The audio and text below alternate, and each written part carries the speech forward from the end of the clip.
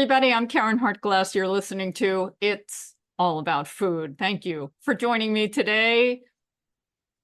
We're going to be celebrating a really beautiful and extraordinary cookbook.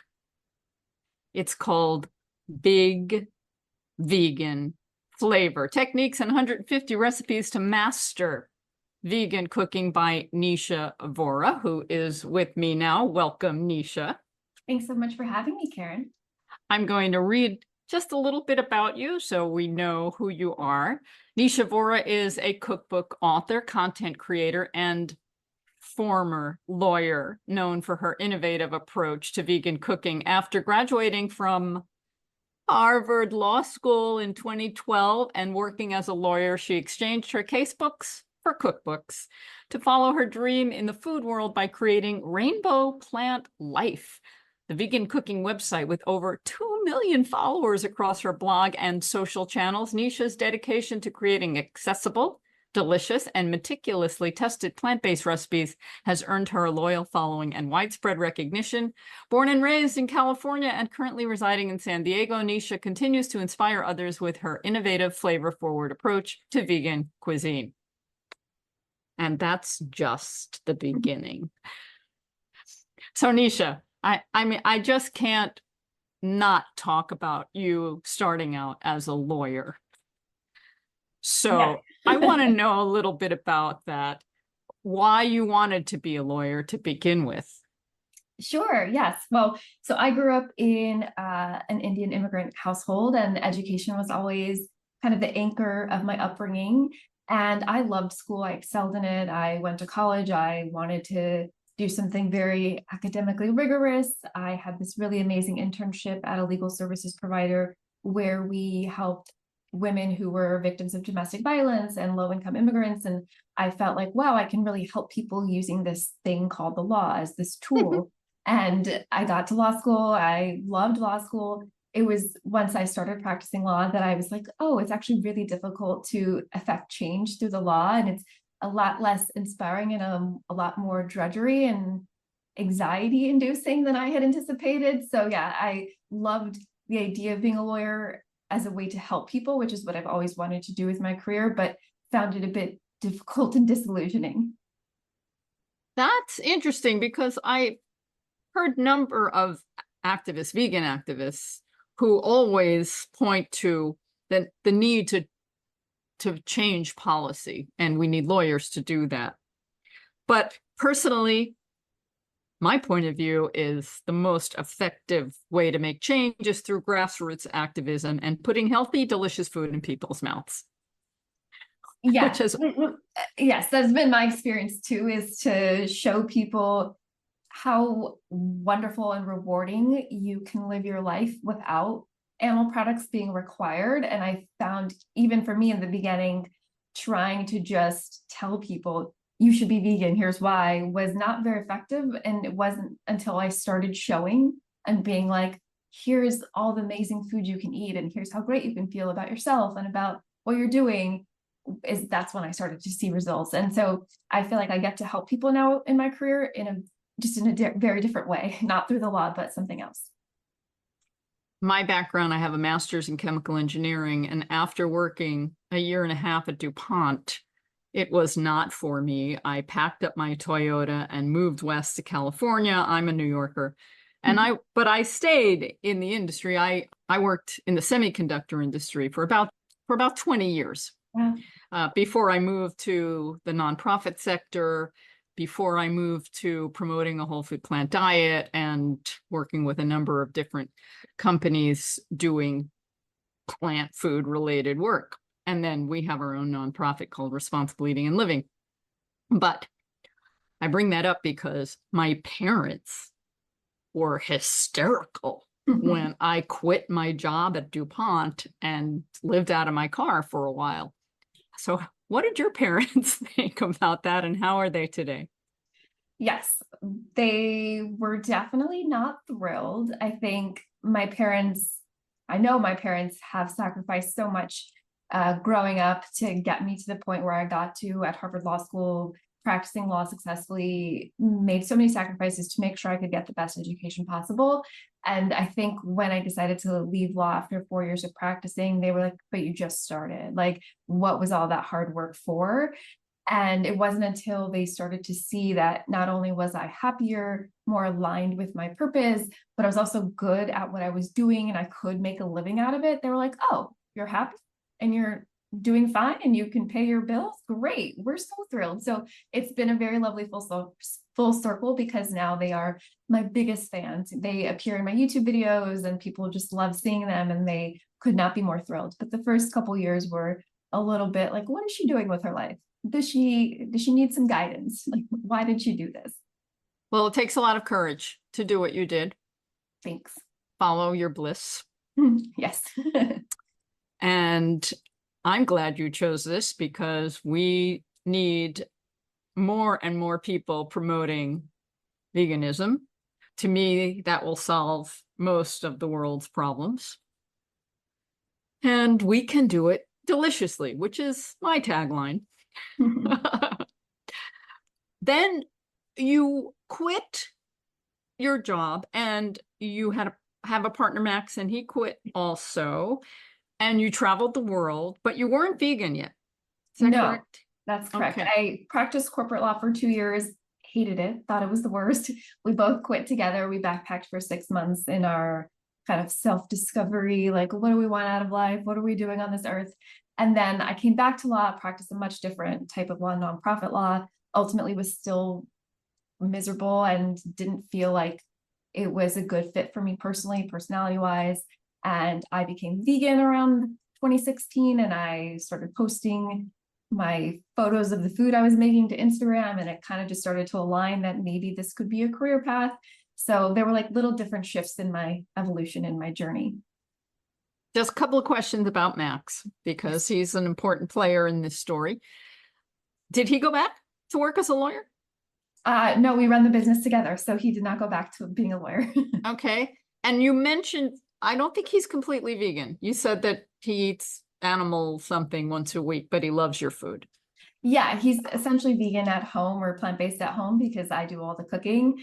And then if he wants to, when he's out, he'll eat non-vegan food. And I think that's just what works for us. I've never been one to shove it down someone's throat, but I think he's gone from eating meat at nearly every meal to probably once a week. So I feel like that's been a big improvement in his life and my life.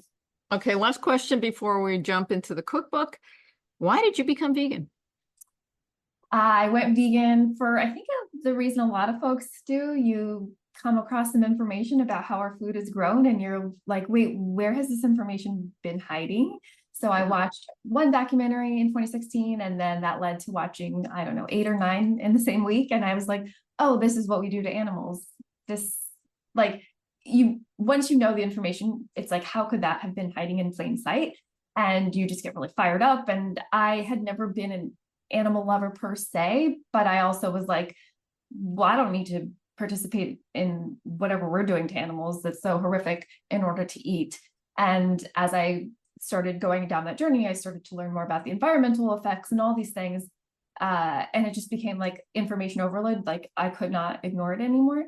So yeah, documentaries, they did me in. Okay, I said that was the last question, but I have another question. You come from an Indian background. Your parents are from India. Mhm. And was there any vegetarian influence from that? Sure. Yeah. My parents have been vegetarian their whole lives. And so I think one of the things that made going vegan a bit easier for me was that meat was never something I loved. I ate it because I was like, oh, I need protein, blah, blah, blah. But there were no like special family memories around meat at the dinner table, or some special holiday meal that revolved around meat. So I think it was easy for me to give up meat very quickly, because I was like, oh, that's fine. I think the dairy component was a bit harder. Okay, now the cookbook. Yes. It's over 600 pages. Yes, it's a big one. A lawyer wrote this cookbook. That is what happens when you have a very meticulous analytical lawyer write a cookbook. They're like, well, I'll turn it into a treatise. this covers a lot of territory, a lot of ground, which can be very helpful for people just diving into becoming vegan, because you have so many different topics that people might not even think about, and they're all there. And that makes it a great book in itself. And then you have the recipes after that. So it's a very powerful piece. I always appreciate cookbooks that are detail oriented. There are many cookbooks today, and they have their use, that are quick. A lot of people want to do things quickly, and I bet many of them are lawyers. But they don't go into the art, the craft, the detail. I have hundreds of cookbooks behind me, and a lot of them are that way because that's what many people want. They're busy. This is not that kind of cookbook. And although it's organized and detail oriented, a lot of things are time consuming. So how do you balance that for people with busy lives? Yeah, so there are deliberately two types of recipes in the book. So part one is the educational stuff, which you touched on. Part three, which I'm skipping over part two for a reason. Part three are the more wow-worthy recipes that do take more time, that you might want to save for a weekend, or when you have just a few extra hours, or if you have a special occasion or friends coming over. Part two, though, are what I call the building blocks recipes. So on my YouTube channel, I have a series of meal prep videos that people really like, that aren't your standard bulk batch cook one big thing and then eat it for the next 4 days. It's make a few components, what I call building blocks. So make a couple condiments, make a batch of grains, or make a batch of some sort of protein, some sort of vegetable, whatever it is, and then mix and match them in different ways during the week so that you're getting variety and you're not eating the same thing over and over. And so the recipes in part two have things that are more geared towards weeknights and that aren't as time consuming. So you can whip up any number of the condiments that are in part two. There's about 50 of them. And what I like to do is spend 30 to 60 minutes on a Sunday. I make a couple really flavorful condiments. And then when it comes time on Tuesday, even if I only have 20 minutes, it's like, okay, put a pot of rice on. I have some cooked beans or some sort of tofu in the fridge. And then I have this really flavorful sauce that brings everything together. And so there are different recipes like that for condiments, for proteins, for grains and vegetables in part two that are really geared for more of the, I want flavorful food, but I don't want to spend hours making it. I personally think that everyone should cook. I say find your kitchen and start making things. It's difficult for many people. They have no skills, and several generations now have got us so far away from making food. Admittedly, the pandemic helped some people kind of get back interested in cooking, but probably when it fizzled away, and it's still with us, COVID-19, but people like going out and it's easier and convenient. So I think they've left their kitchen again for the most part, unfortunately, but it's important to know what's in our food. It's important to know how to prepare food. I just think ingredients are really important, not just, well, primarily for me, my focus is health, to know what people are putting in their food, but also for flavor. And you break it down into the different flavor components. Let's see if I can get them all. I didn't take notes. There's sweet and sour and salty and bitter. And what else? Umami. Yeah. Is there anything else? Those are the like main flavor profiles or taste profiles, but I also incorporate kind of complementary things like spices and herbs and aromatics that I think make any cooking better, but particularly plant-based cooking. And so I go into detail on those as well. But so people that don't know what they're doing in the kitchen, you help them along by saying, if something tastes to this, you can balance it with this. And you don't always see that in a cookbook, kind of guiding you with that information, which is really helpful. I also think, I know I was talking before about people don't want to take too much time in the kitchen, but if they take time to learn how to chop, how to prep, how to get organized. It's going to be faster no matter what recipe you're making, right? Yep. Yep. That was kind of my goal with writing the educational section, is that even if you don't have the time to make an hour-long recipe, or even don't want to make a specific recipe, like if you know the fundamentals, if you know how to balance flavors, if you know the fastest way to chop an onion or a bell pepper, whatever it is, you can walk into the kitchen at 7 p.m. on Tuesday and be like, I only have 20 minutes, but still come up with a delicious, nourishing meal if you have those fundamental concepts. And I think that's one of the most empowering things, like you were saying, to do, to be able to have as an adult, to have that skill. Like, I don't know what I'm making, but I know that when I walk into the kitchen, like I can still make something that's delicious and that will satisfy both me and my family or whoever you're cooking for. Okay, you talked before about making different sauces in advance, and you have plenty of sauces in the book. You have plenty of everything in the book. It's over 600 pages. Did I say that already? And you also have these flavorful little crunchy toppings. Can you talk about some of those? They're really fun. Yes, I think rightfully so, we focus on flavor a lot. I think it's so important.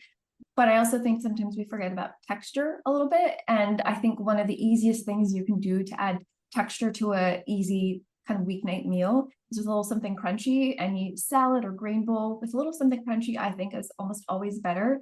And so I have lots of different mixes in the book that usually combine some sort of nut and seed, or nut and seed and breadcrumb, or something to that effect. So they're wholesome, but a little indulgent, which is kind of my style of cooking. I want to get you the nutrients, but I also want you to have big flavor. And I like to just keep a couple of those in the pantry, and usually they'll last for a couple of weeks, if not longer. And then I can sprinkle them over bowls, similar to the sauces. Like I only have 15-20 minutes, but if I have this really high impact sauce and a really fun, crunchy condiment, that's a delicious meal, even if the tofu and the rice are pretty simple. I'm thinking of how in restaurants, especially Italian restaurants, but other places, there's Parmesan cheese, and the waiter always comes from little Parmesan cheese with that. People like to have a little sprinkle of something. And Parmesan, what does it do? It's salt and fat and texture, Yep. and it adds a flavor, not the kind of flavor I personally would recommend, but it's not imaginative like yours are. Yeah. Oh, thank you. Yeah, I call them flavor boosters because they are just these little things that aren't going to take too long to prepare. But once you have them, you're like, oh, this is my secret weapon. This is the thing or two I keep in my pantry all the time. And I know that even if I don't have a lot of time to focus on the full meal, like I can still jazz it up and still enjoy it. Another thing that you put on top of things, I think it's kind of fun when we go out to dinner and we order something that we know and like, and it comes with some kind of topping on it, like crispy fried shallots. Yes. It just elevates it somehow. It makes it more festive, right? Absolutely. Yes. So you have this recipe for crispy fried shallots, Yes. along with some other fun things that you can fry up and put on top of things. Yes. Lots of fun textural things. Yeah. Now, I also appreciated, you have to understand who I am. I've been vegan for 36 years. I've been vegetarian for 15 years, more than that. I've been doing this most of my life. And I did it because I didn't want to kill animals. And I love the environment and I want to be super healthy, all of that stuff, all the reasons apply. I also don't want to waste food. And I think about the way food is traditionally prepped and how things are wasted. And I think, whose idea was that? Made that right? We need to change that. And I use my kale stems. I use my broccoli stems. And I really appreciated you having different recipes for these items. Yes, I think I don't know where the food waste thing came from or how it started, but I think when I see restaurant chefs explain how to do something, I love getting the technique, but I'm also like, I don't need to have perfectly diced bell peppers or carrots. And like, I don't need to round the edges and then get rid of those edges, right? Like, so when I teach people, I'm just like, this is the most efficient way I would cut it. And unless something is rotten, like, I feel like we should try to use it. Sometimes it might not be the best. Like, I'm not going to use cauliflower in vegetable broth because it's going to make it bitter and I want to enjoy the broth. But I try to find ways, like in the book, there's a recipe for fried leek greens. I think the tops of leeks are often thrown away. They're actually really delicious and totally edible if you slice them thinly and saute them or fry them in some oil. So I try to find little ways to do that. As you mentioned, the kale stems, there's a recipe that uses kale stems. You can pickle those. And so I try to pepper that in. It's not a low waste book by definition, but I think there's lots of ideas in there that can help you get the most out of your food. It's funny, sometimes I don't know what your culinary background is, but I don't have, mine is just trial and error. And I lived in France for 4 years in the 90s, and I knew leeks were an important vegetable. And so I bought some and I used all of it. I mean, that was just, and I figured out how to cook everything. And later on, I learned nobody uses the green parts, but they're wonderful. Delicious. So I appreciate that. Okay, now let's talk about some other recipes. Can you tell me what shakshuka is? And you have a scrambled shakshuka? Yeah, so shakshuka typically is eggs cooked in like a savory spiced tomato sauce. It's popular in various parts of the Middle East. It was my favorite brunch before I went vegan. I would eat it all the time, both at home and at brunch when I lived in New York City, so I went to a lot of brunch. And then I went vegan and I was like, I don't have a substitute for this. And then I came across a recipe for a scrambled shakshuka using eggs in the book Palestine by Sami Tamimi. And I was like, oh, I can like do a scrambled shakshuka vegan. And obviously it's not going to be a quote authentic shakshuka recipe, but like, that's not my goal. My goal is to like deliver the comfort and the flavors that you are familiar with and that you enjoy. And so my version uses tofu, but has this really lovely spiced lemony tomato sauce that has just so many levels of flavor that is just so delicious. And the tofu adds a nice little protein, and there's an optional vegan feta that gets melted into the oven. So it's very comforting, but still, very nutrient dense. I love tofu and tomato sauce. I don't see it very often in recipes, but I think it's a great combination. And when you flavor it up even more, it's only going to be better. Tell me what dukkha is, and you have a hazelnut dukkha. Yes, dukkha is one of those crunchy condiments. It's usually a blend of some sort of spices with nuts and seeds. It's used a lot, again, in the Middle East. I believe it's originally from Egypt, but again, used in many different parts of that world. And the spices vary, the nuts and seeds will vary. My version has a couple different nuts and seeds, but I really like mine with hazelnuts. I just love the flavor profile. And you basically just blitz up some nuts and seeds with toasted spices and salt. And then you just have this lovely, crunchy, salty condiment that will last for weeks, if not a couple months in your pantry. And you can just sprinkle it on hummus or any creamy dip, on a grain bowl, on a salad, anything that you think could use a little spice and crunch. You have a recipe for moon dal pancakes or crepes. And I don't think many people know about the ability to make pancakes or crepes from beans.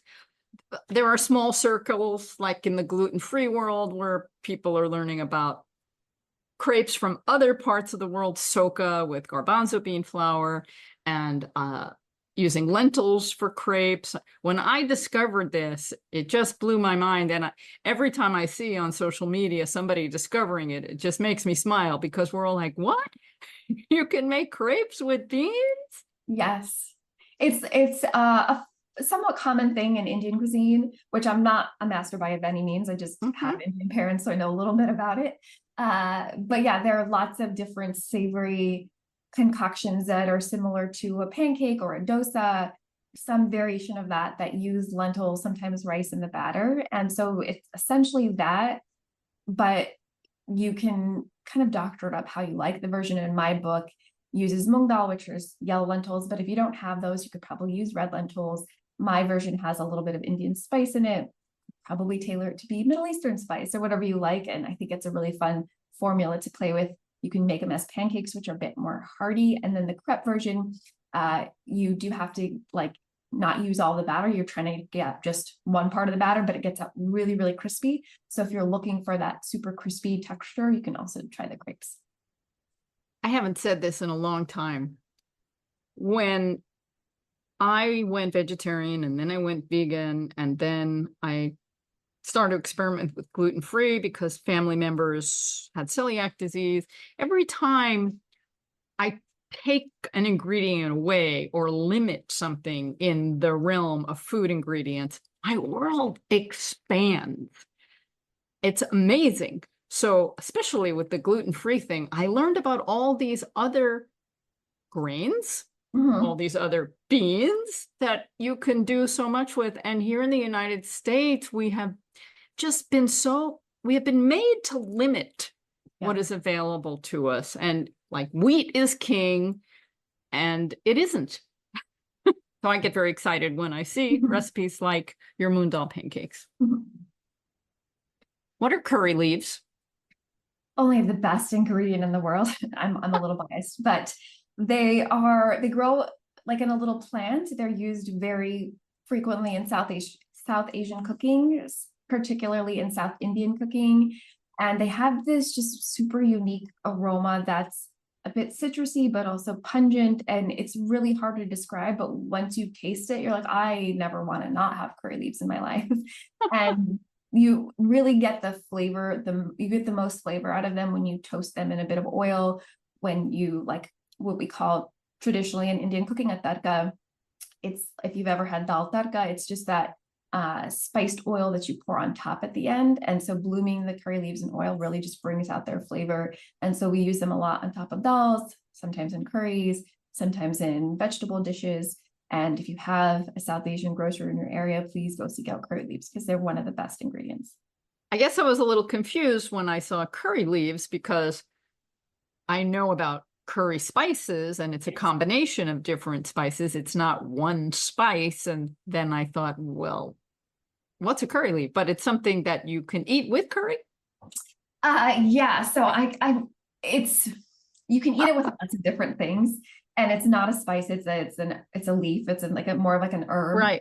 And it doesn't have the same flavor as curry powder by any means. So people often ask, can I substitute curry leaves with curry powder? And I say, you can add curry powder to this recipe. It's probably going to be fine, but it's not going to give you that flavor that I'm talking about, which is that super unique, herbal, pungent deliciousness that is impossible to describe.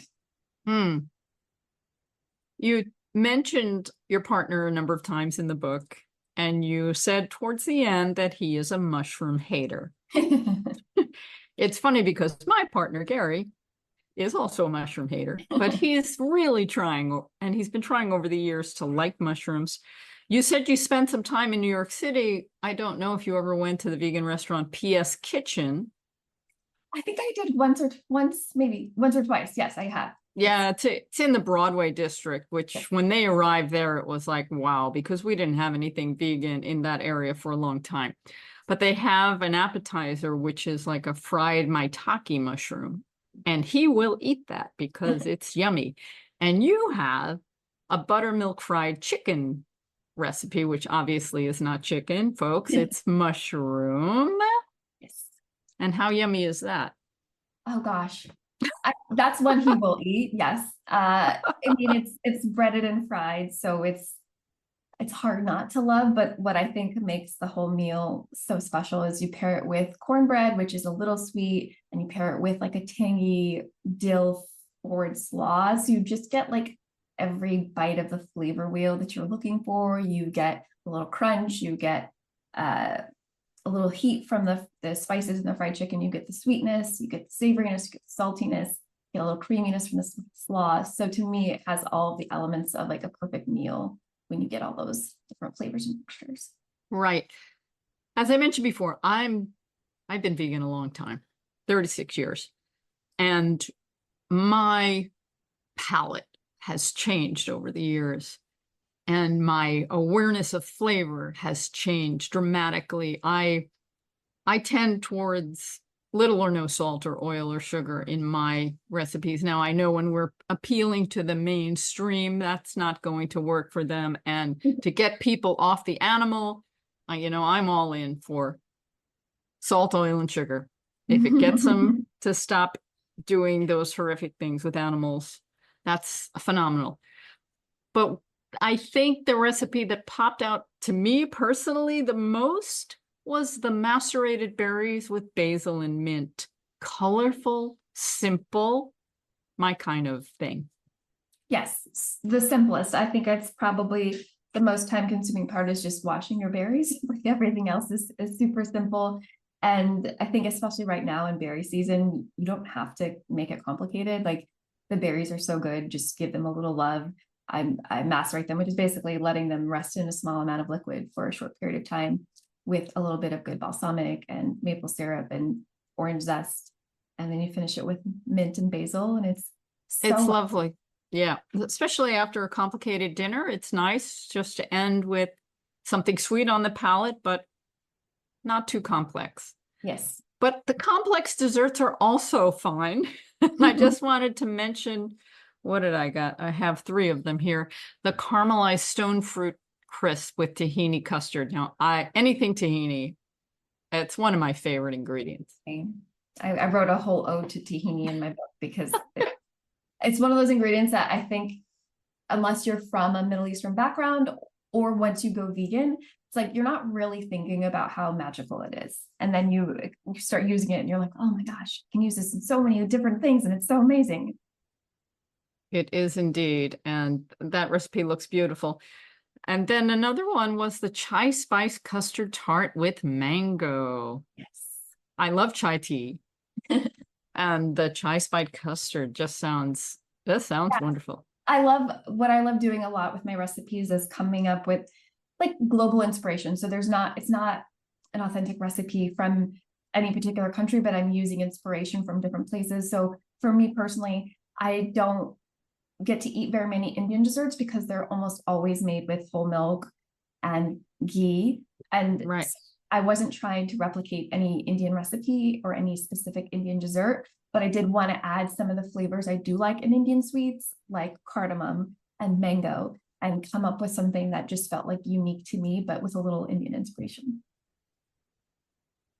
The last one is chocolate covered dates with pistachio butter. That's insane.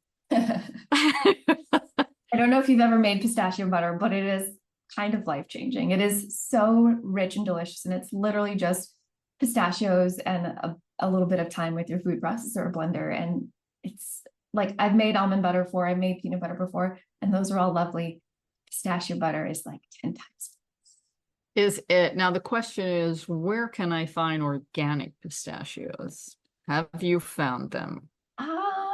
I'm sure I bought them before, but I don't know if I've bought them in like a big enough quantity where I'm like gonna dump them in the food Yeah. processor. I've been looking for them because I prefer to buy everything organic, but some things are hard to find. So that's my mission right now. I need to make pistachio butter with organic pistachios and then make chocolate covered dates and stuff that pistachio butter inside. That just sounds so heavenly. At the end of your book, you have your acknowledgments, very nice, and you have a list of the chefs and cooks that have inspired you.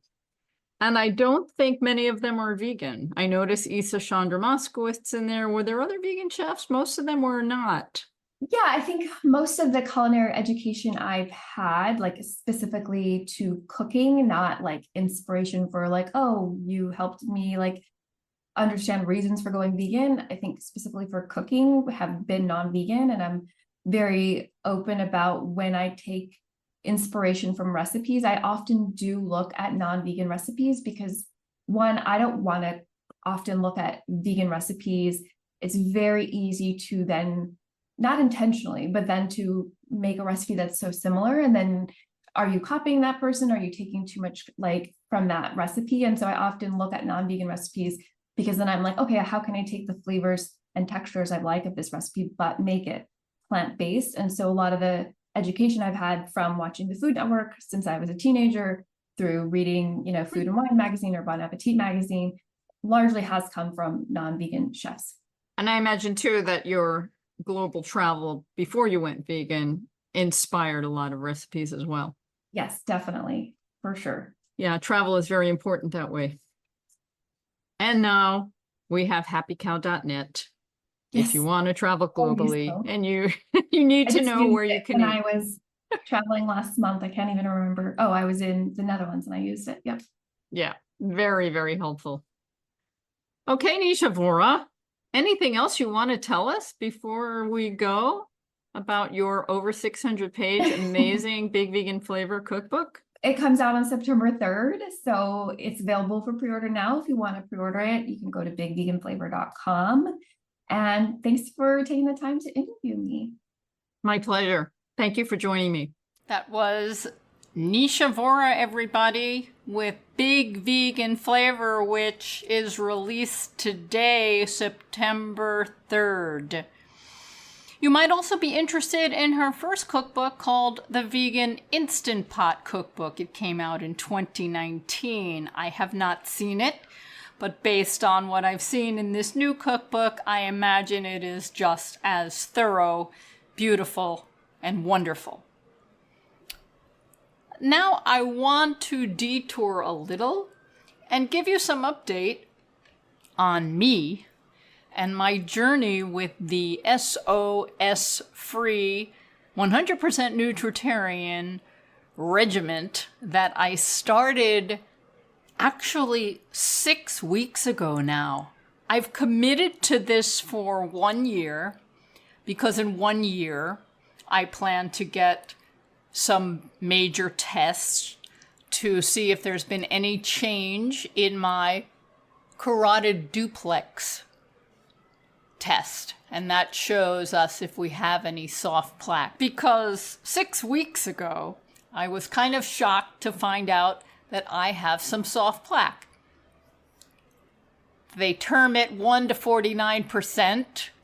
It's a lower risk than more than 50%. But I don't want plaque. Who wants plaque in their carotid arteries? Fortunately, my calcium CT scan gave a score of 0, which is ideal. So that was comforting. But the soft plaque really gave me pause, and that has motivated me tremendously to try and change my life up so that I don't have to go on medication. Now, of course, I don't have to ever go on medication, but for some people with high cholesterol, high LDL, and plaque, medication may help in terms of saving their lives or perhaps extending their longevity. And I don't have the data on to know if that's even true. But I think that's why those medications are prescribed to prevent heart attacks, to prevent strokes. After 6 weeks, I have lost 9 pounds. That's 1.5 pounds per week. And actually, I was losing 2 pounds a week up until recently, and my weight loss is kind of plateauing now. But I never considered myself overweight. My weight's been stable most of my life. I'm enjoying being a little slimmer, so it's a bonus. But the goal of this regiment was not for weight loss. It's a bonus. What I want to find out, obviously, is if my cholesterol and my LDL are going down and ultimately clear out my plaque. I've been tempted to buy some at-home cholesterol tests, but I haven't done it. I'm going to wait. I'm going to be patient. And probably in another 5 months, when I see my primary care physician, I will get a lipid profile and find out then. In the meanwhile, I'm enjoying this. I know a lot of people can't do this, but I am here to talk about my experience and motivate anyone who might be interested or inform anyone on the how-tos to do this, because I really think this is the best way to eat. Now, it may not be in some people's minds the most fun because it's really difficult in social situations. And I know that if I go to some of my favorite vegan restaurants, I will be tempted. I'm a human being. So I think sometimes that maybe when I see some positive results. And at some point, if I get a clean bill of health, a clean carotid artery, maybe on a rare occasion, I might indulge in something. But what's fascinating is, eating this way, I'm not craving anything. And that's mind-blowing to me. If I want something sweet, and it's not like I'm craving a tiramisu, which is like my favorite dessert. Vegan, of course. And I've gone all over the world just to have vegan tiramisu. But when I'm craving something, it's just a piece of fruit. Right now it's summertime here in New York, and fruit is fabulous. Many of the fruits we're getting now are local. They're sweet and juicy and fresh and just delightful, and it's what I'm craving. And we'll see what happens when the winter comes, and maybe the fruit won't be so fabulous. Fortunately, we do use a lot of frozen berries, and they'll come in handy in the wintertime. But what have I been eating? Now, I've gone over this once before when I was 2 weeks in, and now it's 6 weeks, and I just want to continue the conversation. So every week, usually on Sunday, I prepare a soup, and I make a lot, maybe 12 cups or something. So I've made a lentil soup, and I've made a bunch of split pea soup, and it's really helpful to have this soup in jars in the refrigerator, ready to go at a moment's notice, either for breakfast, lunch, or dinner, or when traveling. This has really come in handy, and I find it really satisfying. And as you may know from Dr. Fuhrman, you can have an unlimited amount of beans. And in my soup, there's really not much in there other than the bean, or the legume, whatever you want to call it, lentils, split peas, and then onions, carrots, celery, water, and herbs and spices. That's it. And I find lentils and split peas in particular, they cook fast, and they are very flavorful all on their own. So it doesn't take much to give these soups flavor, substantial flavor, satisfying flavor. So I always have that in the refrigerator, very important. And then I'll make some other bean, usually in the Instant Pot. I'll make about 2 cups from dry and then cook them. And that lasts pretty much throughout the week, because we also will eat some tofu or tempeh in addition to beans.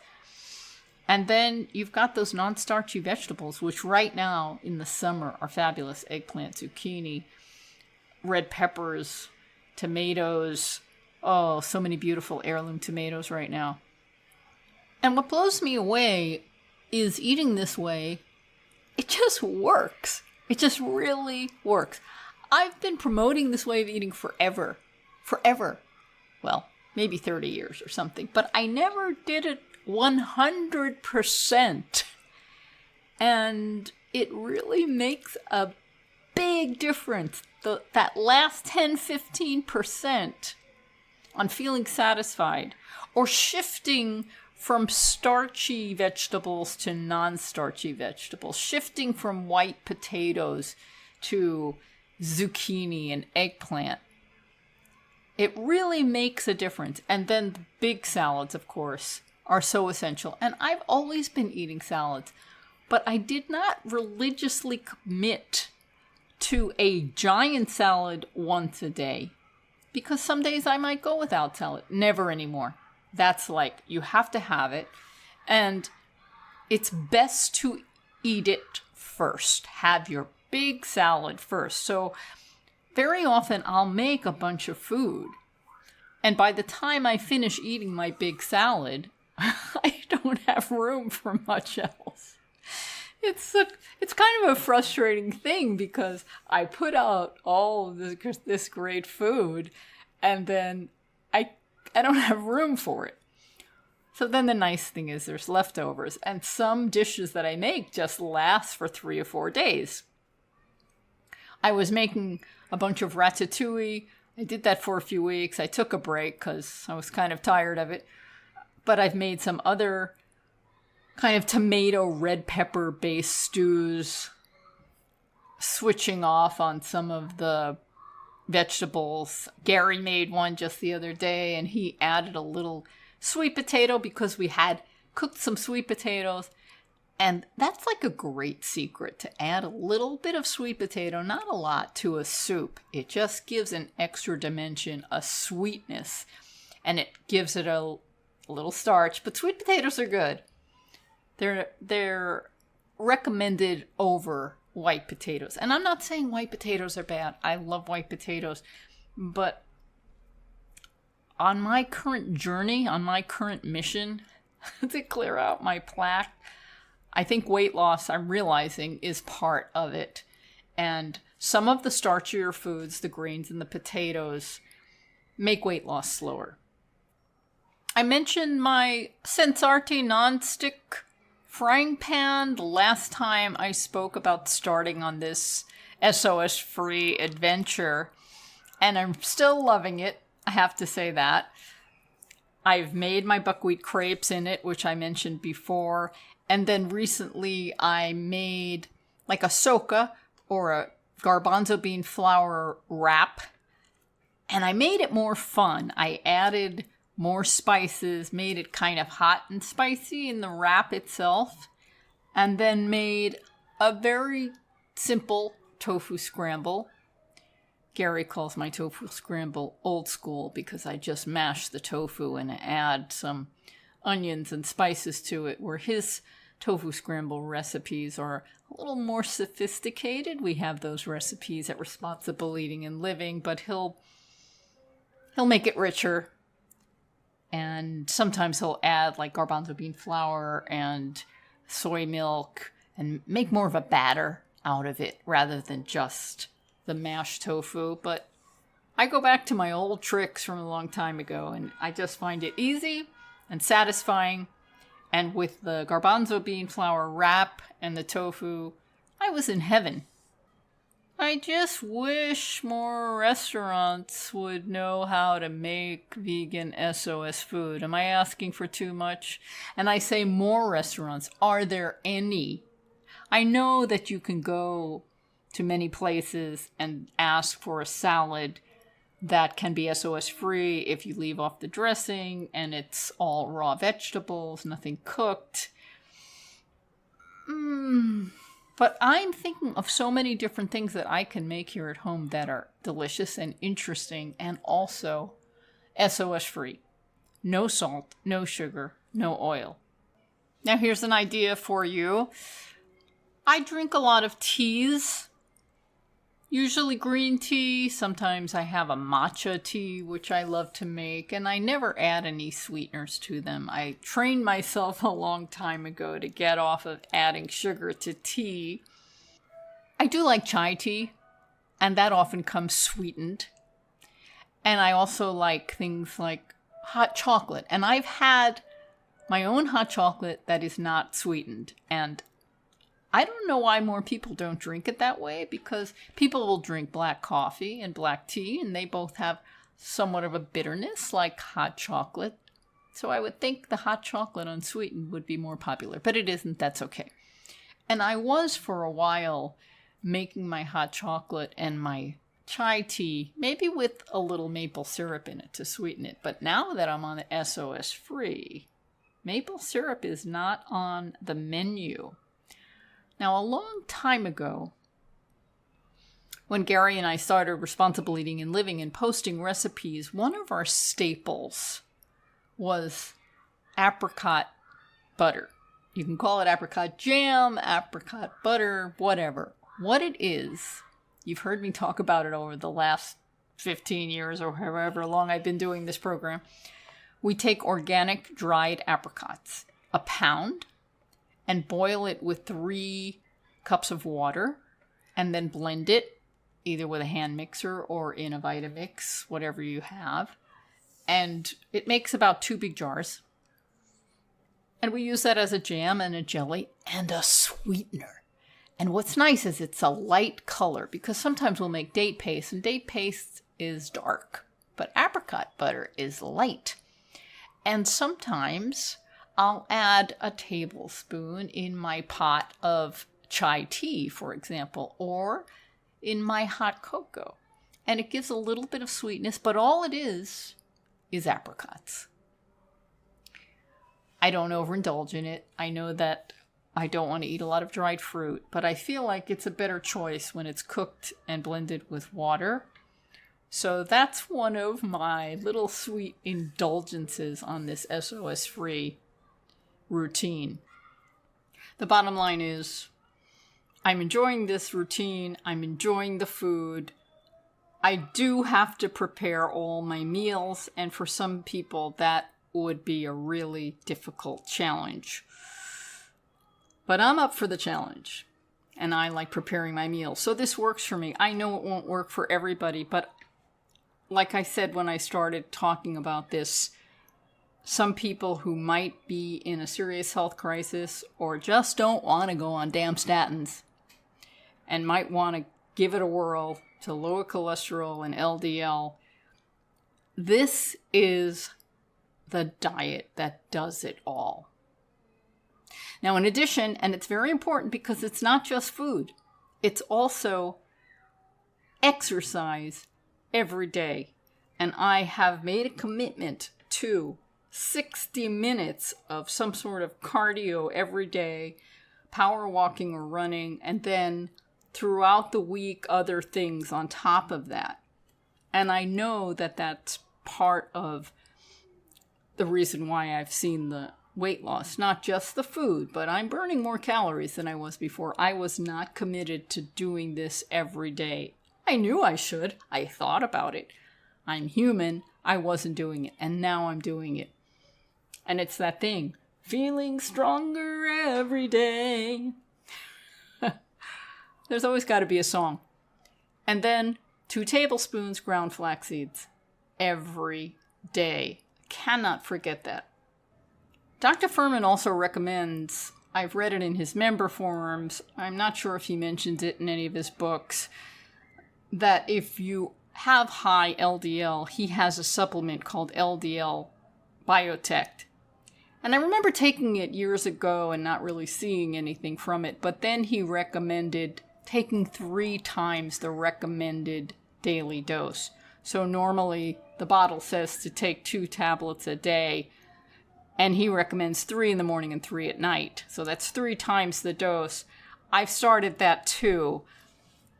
And so I'm hoping that I see some positive results. And if I do, I won't know if it's the diet, the exercise, the flax seeds, or the supplement, or a combination of all. And maybe I can play with that later on. First, I want to reach my goal. Now, the LDL Biotech is not cheap. And getting 3 times the recommended dose makes it even more expensive.